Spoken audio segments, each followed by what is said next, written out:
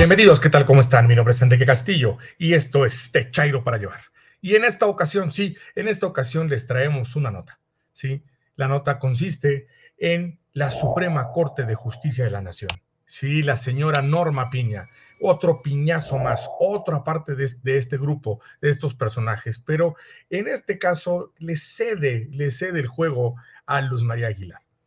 Sí, este personaje que ha sido completamente patético y que ha sido uno de los principales que votan o que apoyan a lo que es todo este grupo de rateros, todo este grupo de asaltantes de lo que es el erario, de la parte toda indignante que han hecho la Suprema Corte de Justicia de la Nación contra el pueblo de México. Sí, ha sido uno de los principales apoyadores o de los que sostienen, es uno de los pilares más grandes para votar a favor de dejar libre a personas como Rosario Robles, a dejarle el dinero libre también a la esposa de García Luna o el propio Cárdenas Palomino. Y en esta ocasión la Suprema Corte de Justicia de la Nación, o Suprema Corte de Injusticia, como lo queramos llamar, o el Supremo Cártel para traer en joda a la nación, como a usted le guste decir a este cártel, a esta Suprema Corte, o Suprema Corta, como le queramos decir, nada más la corta, pero estos personajes han trabajado el poder judicial de una forma asquerosa en este país, y lo decimos con todas sus letras. Hay que decirlo así, hay que presentarlo de esa manera, porque es lo que ha hecho la señora Norma Piña y sus secuaces, ¿sí? Alibaba y los 40 ladrones que tuvo Enrique Peña Nieto se quedan cortos a comparación de lo que está haciendo esta señora, porque de una forma impune, sin darle cuentas a nadie en este país, ellos y sus grandes colaboradores ministros han hecho tropelías. Y en esta ocasión es una situación para dejar sin pagos de impuestos al tío de Cárdenas Palomino. El presidente de la República en la mañanera comentó al respecto sobre este tema y dijo la importancia que tenía que esta situación no se pudiera dar. Dijo, me tengo que meter y tengo que comentar al respecto esto porque traería un impacto muy fuerte a la nación. Sí, así lo comentó Andrés Manuel López Obrador hizo que pasaran a exponer esta situación, tomado del Twitter de la secretaria de Morena, Citlali Hernández. Vamos a compartir al respecto lo que sucedió. Vamos a presentar lo que pasó en la mañanera el presidente de la República, Andrés Manuel López Obrador, y es algo que tenemos que tener presente, no tenemos que hacer a un lado al respecto. Si me lo permiten, veamos lo que presentó el presidente de la República.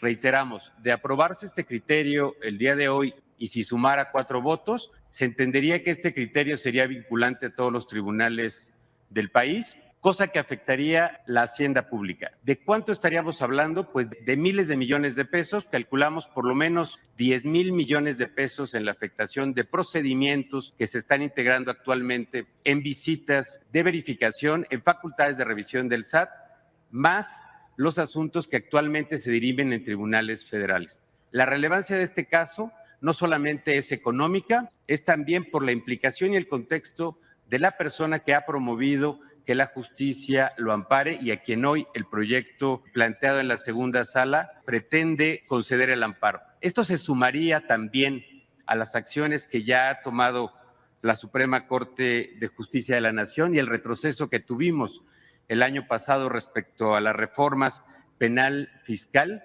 que consideraba la prisión preventiva oficiosa como una medida eficaz para combatir la defraudación fiscal, fue declarada inconstitucional, obligando a la autoridad a fortalecer de investigación, de litigio y que afortunadamente han dado resultado para defender la hacienda pública. Sin embargo, hoy queremos poner este tema sobre la mesa que requiere de la atención y el conocimiento de la ciudadanía. Los recursos públicos que se dejan de percibir son recursos que no pueden ser destinados a salud, a escuelas, alimentación.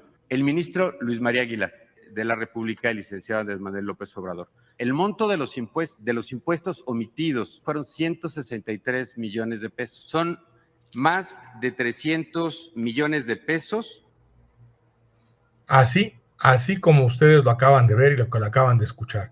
Así esto se transmitió en la mañanera y pidió el presidente de la República decir, me tengo que meter en esta parte, me tengo que meter no porque yo tenga que estar haciendo injerencia hacia el trabajo de lo que tenga la Suprema Corte. Cuando el presidente ha hecho comentarios al respecto, no es para querer controlar la Suprema Corte como la gente de la oposición muy mezquinamente, de una manera muy atroz, ha querido vender esta idea. No. Esto lo ha comentado el presidente de la República porque lo que ha hecho la oposición y en principal los que dirigen sus movimientos a partir de ese tercer poder, que en lo personal, el poder judicial es el poder más endeble que tiene este país, más endeble de lo que es el poder legislativo. ¿Sí? De la suma de estos tres poderes es como se lleva a cabo, se supone que el buen juicio y el buen llevar de esta nación, el poder judicial ha hecho esta gama de tropelías. El presidente de la República los ha puesto y tuvo que decir, tengo que hablar, los ha puesto, perdón, los ha exhibido y el presidente de la República tuvo que decir, lo tengo que aclarar, lo tengo que poner presente. Sí, ¿qué es lo que sucedía? Resulta que había una exención de pago de impuestos y como ustedes lo pueden ver, dice la Suprema Corte de Justicia de la Nación, prepara fallo a favor de Cárdenas Fuentes, tío de Cárdenas Palomino y cómplice de García Luna.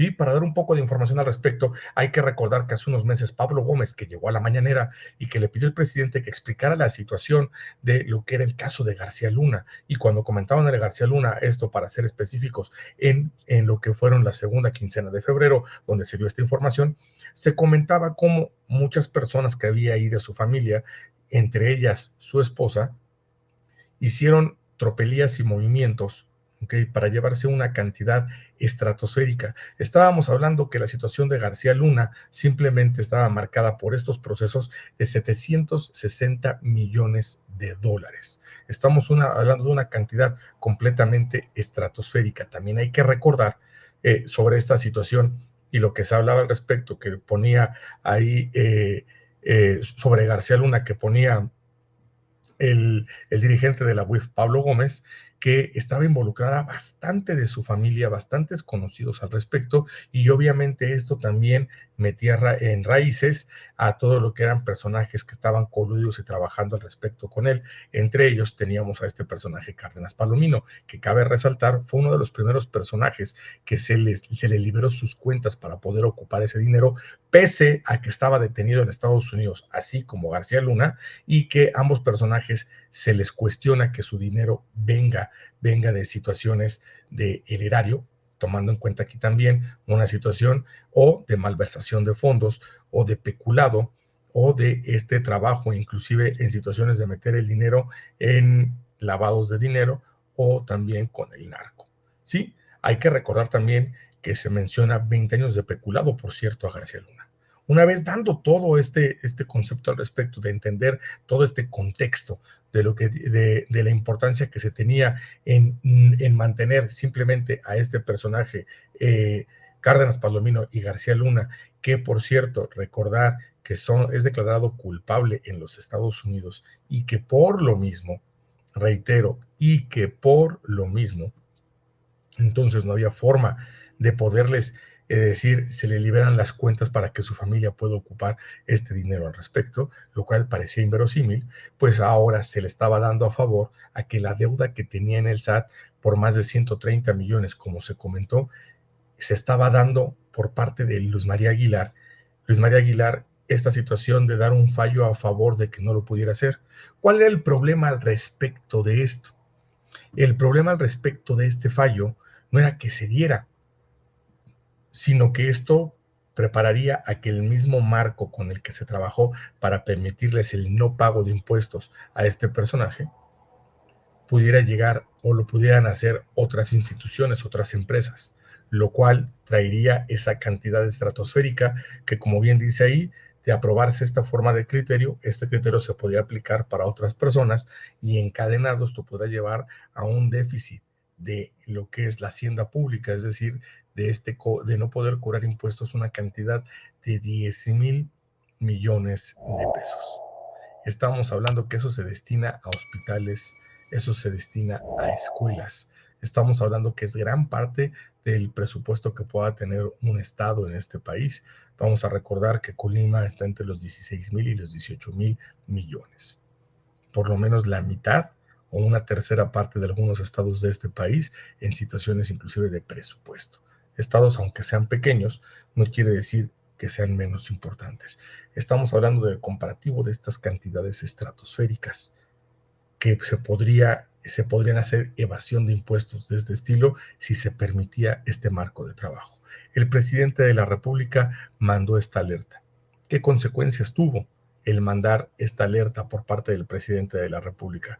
Pues no solamente fue la situación de que el presidente se pudo exponer este caso hacia toda la nación. No solamente fue eso, sino que sí tuvo consecuencias al respecto. Y comentaba que el presidente de la República, que habló con los ministros que le correspondían, aquellos ministros que estuvieron y que le tocó nombrar en lo que fue su periodo.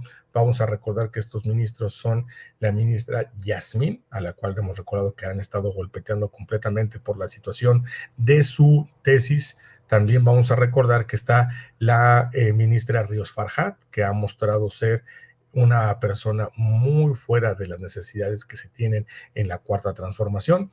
No solamente ellas, también hay que recordar que se encuentra la ministra Loreta Ortiz, y por último, es Alcántara, si no me equivoco, el ministro, disculpen que se me acaba de barrer ahorita el nombre al respecto, pero son esos 4 ministros y Lelo de la Rea, el ministro que era el exministro presidente, que se queda simplemente por la situación de el personaje que se había ido y que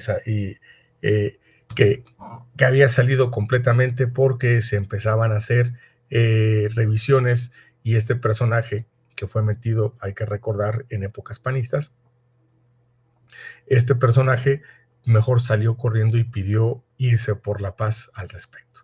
Pues muy bien, son 5 personajes que tomó el presidente Andrés Manuel López Obrador y comentó que platicó con ellos. Platicó con ellos de la importancia y enseñarles cuál era el problema a grandes rasgos que se podía tener para más adelante. Así, el presidente de la República pudo dar esta información, y no solamente a ellos, sino en la mañanera, para que tengamos presente cuál era el trabajo que se podía tener. Afortunadamente, esto permeó en estos ministros, y esta fue la votación que se tuvo. Hay que recordar, estamos tomando este video de el tuit de Luis Guillermo Hernández, al cual al maestro le mando un abrazo muy grande y le agradezco mucho. Inclusive les quiero recordar nada más que fue con una de las primeras personas que estuve participando en un programa, y agradezco mucho esa situación a los compañeros y el poderlo conocer, una gran persona al respecto, el maestro Luis Guillermo Hernández. Y tomamos esta situación que pasó del canal judicial y la resolución que se tiene respecto a este fallo que ponía luz Luis María Aguilar. Si me lo permiten, vamos a revisar este fallo.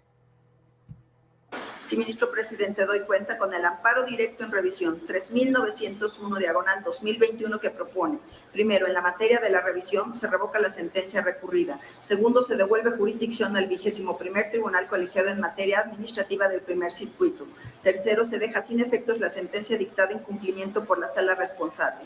Ministra Esquivel Moza. En contra. Ministro Aguilar Morales. A favor. Ministra Ortiz Salf. En contra. Ministro Lainez Potisek. En contra. Ministro Pérez Dayán. En contra. Ministro presidente, le informo que hay 4 votos de los ministros Lainez Potisek y Pérez Dayán y de las ministras Esquivel Moza y Ortiz Salf en contra de la propuesta.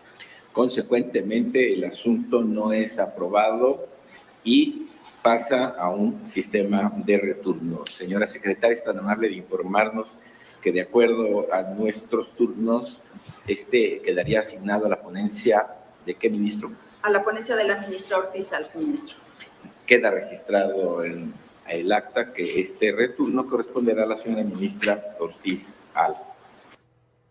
Pues así como ustedes lo escucharon, así como ustedes lo vieron, es que sí permeó lo que comentó el presidente de la República y lo que les dijo a los ministros.